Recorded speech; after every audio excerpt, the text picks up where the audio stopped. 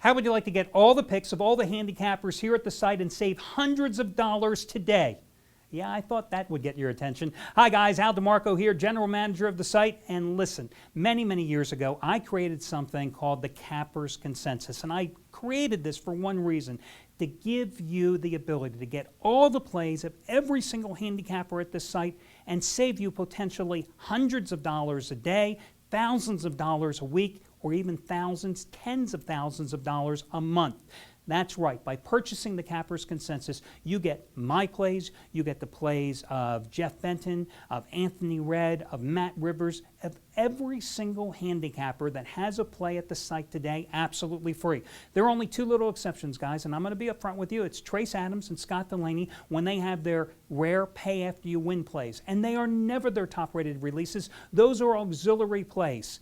Everything else, though, every single play the handicapper has, you purchase the Cappers Consensus and you get their plays for one low discounted price. And again, just look any typical NFL Sunday, any college football Saturday. You look at the money you would be saving just by purchasing a one-day Cappers Consensus All-Access Pass. Easily $300, $400, $500, and the savings multiply. You can buy a one-day package, you can buy a 7-day package, you can buy a 30-day package. When all is said and done, guys, you would be saving thousands and thousands of dollars, and it gives you an advantage. The other thing is, not only does the Cappers Consensus save you money, it allows you to see the plays and the analysis of all the handicappers who may or may not be on the same game, and that allows you to put your opinion up against us, the best of us in the business. Once again, Cappers Consensus, one-day option, 7-day option, 30-day option, save thousands of dollars. Check it out. Have any questions? Email customer service. They're here to help. How would you like to save $20 off a single purchase today? That's right, $20 off the top of a single purchase today online at our site. All you got to do, guys, is simply enter this coupon code, and you'll see it right here at the bottom of the screen as well, Week 2, Week 2. W-E-E-K and the number 2, no space between week and 2. You enter week 2 when prompted in your shopping cart. You will save $20 off a single purchase today. Remember, guys, not only do I do the Countdown to Kickoff show here along with Steve Budin, but every single day I do a daily video report where I offer you money-saving discount codes that can save you big dollars off your purchases, short-term and long-term here online. Plus, I have the $5 Play of the Week promotion, the Charity Play of the Week promotion, where we help others and make a greater good out of gambling. Again, today, your money-saving discount coupon code for Sunday, save $20 off a single purchase, and that is simply going to be Week 2, W-E-E-K-2. Enter it when prompted in your shopping cart. Welcome back, everyone, to the Countdown to Kickoff program. Al DeMarco here along with Steve Budin. We continue to motor on through your Sunday NFL card from an ATS perspective. Two teams, both coming off really strange losses. New Orleans and Carolina. New Orleans only a 3-point favorite now at Carolina. True, the Panthers have dominated this series point spread-wise, covering 8 of the last 11. But we talked about value in the lines. Well, here everybody's down on the Saints. But listen, Drew Brees even pointed out they lost their opener last year at Green Bay, and they finished 13-3. One loss, of course, unless you had that team, the Saints, last week like I did, does not make a season. But I think this is a cheap, cheap price. How can you not play the Saints? I think what happens is because the Saints are coming off their worst offseason in their history, Bountygate, they lost their head coach, that fuels the speculation, and everyone's wondering if this loss is because of that. You're right to point out they lost their first game last year. It didn't hurt them at all. I think this is as close psychologically to a must-win game for the Saints as you'll ever see in a week 2. Very hard to get off to an 0-2 start and be in the money. I like the Saints here. I'd lay the wood. And I'm a big believer in the law of average. And listen, guys, last week Drew Brees, 24 for 52 and he had 2 interceptions. This is a guy who completed 31% or 71% of his passes a year ago. Law of averages says Saints rebound with the win, and that's one that I'd be willing to put my money on this week.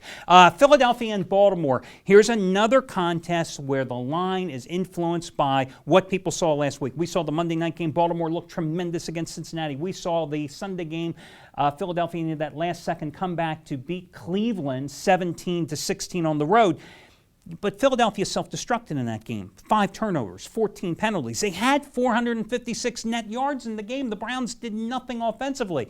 But when Michael Vick keeps throwing the ball to the other team, 4 interceptions in week number 1, 14 interceptions last year, Eagles are going to have problems getting into the end zone. Yeah, Michael Vick was doing his best chili peppers routine. Give it away, give it away, give it away now. But you have to ask yourself, with 4 interceptions in the first game, Al, are other teams starting to understand how to play this Michael Vick, how to defend against his athleticism, how to defend against the fact that he's an elite quarterback? Have they seen enough of him? Are they getting now to this point where they can make a scheme to actually defend against him? I think that's what we're seeing here. I think Philly will adjust. I like the Eagles here. I think they're going to win this game. Now listen, I grew up outside of the Philadelphia area, but I got to tell you, I like the Ravens here because I look at the Eagles. I think a defensive has adjusted to Michael Vick. Listen, this guy has never been an accurate passer. He's always been more run first, pass second. He's never been a tremendously good thrower, except in his first year with the Eagles 2 seasons ago. And I look at this Baltimore offense with the new hurry-up, no-huddle attack, and Joe Flacco had a monster game. Looked so good in week 1. Really looked confident, really looked poised, looked really good. 21 of 29, 299 yards and 2 touchdowns, and they still have Ray Rice. So I like Baltimore at this cheap price. I mean, it's just a tremendous line in this game. I love the Ravens in this game. Ravens, of course, hammered Cincinnati in the Monday night game. Now Cincinnati looking to rebound against those same Cleveland Browns. I think this is a great spot to jump on the team looking for the rebound, and that's the Bengals.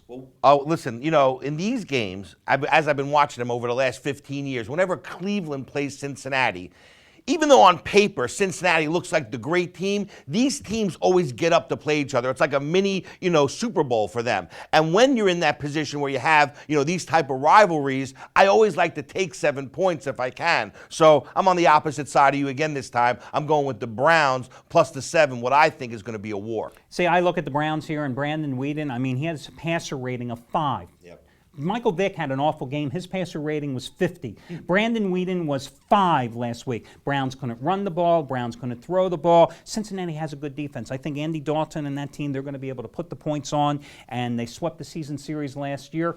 I love them in this spot. And by the way, Cincinnati, I think, is a great teaser opportunity if you're looking for a team in a teaser. Cincinnati -1, 1.5 at home. They're not going to lose the game. That's the bottom line.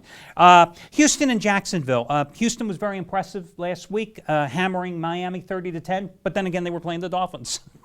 Listen, we all know Houston's 11-2 in their last 13 against the spread, but for me, the real value here is going to come with the over. 41.5 points. Blaine Gabbert doing a little better in his second year. Maurice Jones-Drew, if they just give me, Al, 14 points, I think this game goes over. That's an interesting number at 41.5 for the over. I'm not sure there. I kind of like Houston in this contest, but I do think Houston can play better than they did against Miami. I think Jacksonville showed you what Jacksonville is when they blew the late lead at Minnesota and eventually lost in overtime. So I lean a little toward Houston, but not a game I'd put my own money on. Certainly not in this particular contest at all. And then we want to look at the Dallas and Seattle contest, and I think this is one where you've got the Cowboys 4 extra days of rest coming off the big game against the Giants. Is it a letdown? Is this game a trap at 3.5? What do you think? This game's got trap written all over it, but for me, I look at this game as a bookmaker. Dallas should be 5.5, 6, not 3. I think the Cowboys continue to roll. Only I've done this before with Tony Romo. And listen, Romo, I'm giving you one shot, and then I'm off of you. Listen, I watched the Seattle game. I mean, Russell Wilson, good college quarterback, couldn't get the job done there late on the final series for Seattle. I think this is underpriced. I think Dallas is getting no respect from the odds makers. They should be laying 6, 6.5. 3.5, you got to play the pokes in this one. Romo and DeMarco Murray, monster games in the opener against the Giants. I think they repeat their performances here against Seattle. Well, that'll do it for this segment, guys. We'll be right back, and we'll break down the rest of your card on Sunday.